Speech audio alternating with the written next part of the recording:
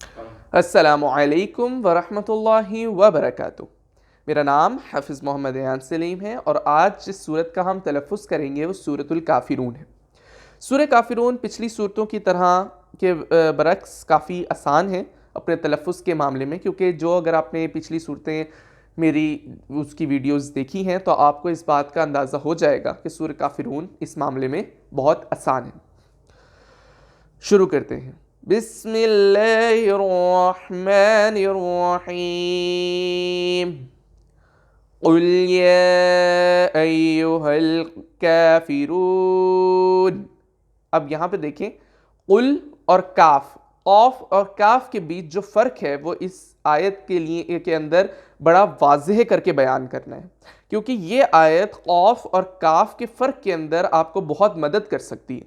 اگر آپ کو قاف اور کاف کے فرق کے اندر بات نہیں پتہ لگتی کہ انہیں ایک ساتھ کیسے پڑھنا ہے، تو آپ اس آیت کی پریکٹس کر کر کے اپنا قاف اور کاف صحیح کر سکتے ہیں۔ تو قل یا ایہا الکافرون لا اعبد ما تعبدون۔ اب آپ یہاں پہ دیکھ رہے ہوں گے کہ کافرون را کے بعد میں لمبا کر رہا ہوں، دون کو میں لمبا کر رہا ہوں۔ میں کیوں کر رہا ہوں؟ یہ واو مد ہے، واو پہ جزم ہو اور اس سے پہلے والے حرف پہ پیش ہو تو واو مد ہو جاتا ہے، ٹھیک ہے۔ واو کو آپ نے یاد رکھنا ہے یہ پیش کا دوست ہے، یا کو یاد رکھنا ہے یہ زیر کی دوست ہے، اور الف کو یاد رکھنا ہے کہ وہ زبر کا دوست ہے۔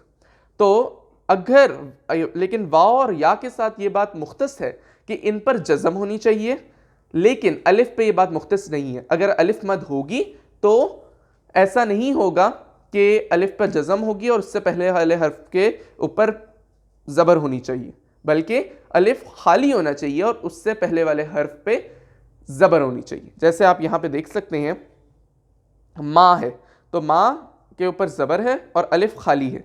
لا ہے، لا پہ زبر ہے اور الف خالی ہے۔ یا پہ زبر ہے اور الف خالی ہے۔ اب یہ ایک الگ بات ہے کہ ان پہ مد ہے تو یہ اور لمبے کیے جائیں گے، مگر جیسے یہ ماں ہے اس کے اوپر زبر ہے اور یہ الف خالی ہے۔ قل یا ایہا الکافرون لا اعبد ما تعبدون ولا انتم عابدون ما اعبد ولا انا عابد ما عبدتم۔ اب آپ میں سے اکثر یہ سوچ رہے ہوں گے یہاں پہ الف ہے اور الف سے پہلے والے حرف پہ زبر ہے، تو میں نے اسے انا کیوں پڑھا ہے؟ تو میں آپ کو بتاتا چلوں، سورہ کافرون کے اندر اس لفظ کے علاوہ پورے قرآن کے اندر الف خالی ہو اور اس سے پہلے والے حرف کے اوپر زبر ہو تو وہ لمبا ہوتا ہے، مگر یہ والا لفظ خالی، یہ والا جو لفظ ہے یہ لمبا نہیں ہوگا، ٹھیک ہے۔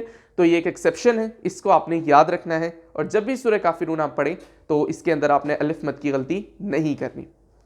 وَلَا أَنْتُمْ عَابِدُونَ مَا أَعْبُدُ وَلَا أَنَا عَابِدٌ مَا عَبَدتُّمْ وَلَا أَنْتُمْ عَابِدُونَ مَا أَعْبُدُ لَكُمْ دِينُكُمْ وَلِيَّ دِينِ۔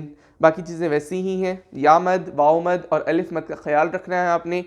آپ کو یہ بھی بتاتا چلوں کہ جو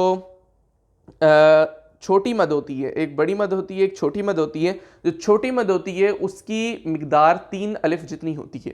ایک الف کی مقدار اس عین کے اوپر جو کھڑا زبر ہے اس کے برابر ہوتی ہے، تو آپ نے جتنا آپ اسے لمبا کریں گے اتنے اس کے 3 گنا آپ نے اسے لمبا کرنا ہے۔ یہ ایک کوئی رول نہیں ہے، یہ آپ کی آسانی کے لیے میں بتا رہا ہوں تاکہ اکثر لوگوں کو اس کے اندر جو مشکل آتی ہے وہ پوری طریقے سے انہیں پتہ لگ جائے کہ وہ لمبے والے جو چھوٹا والا مد ہے اسے کس طرح وہ لمبا کریں گے۔ وَلَا أَنَا عَابِدٌ مَا عَبَدتُّمْ، ٹھیک ہے۔ تو یہ بات آپ نے یاد رکھنی ہے، اس انا کو یاد رکھنا ہے، اور باقی پیچھے جو بھی میں نے آپ کو چیزیں بتائی ہیں انہیں یاد رکھیں۔ اگر آپ نے میری پچھلی ویڈیوز نہیں دیکھی تو انہیں جا کے دیکھیں، ان کے اندر بھی میں نے آپ کو پچھلی جو صورتیں ہیں ان کے بارے میں بتایا ہے، اور ان کے تلفظ کے بارے میں آپ کو میں نے بیان کیا ہے۔ جزاک اللہ خیر، انشاءاللہ ملاقات ہوتی ہے اگلی ویڈیو میں۔ اللہ حافظ۔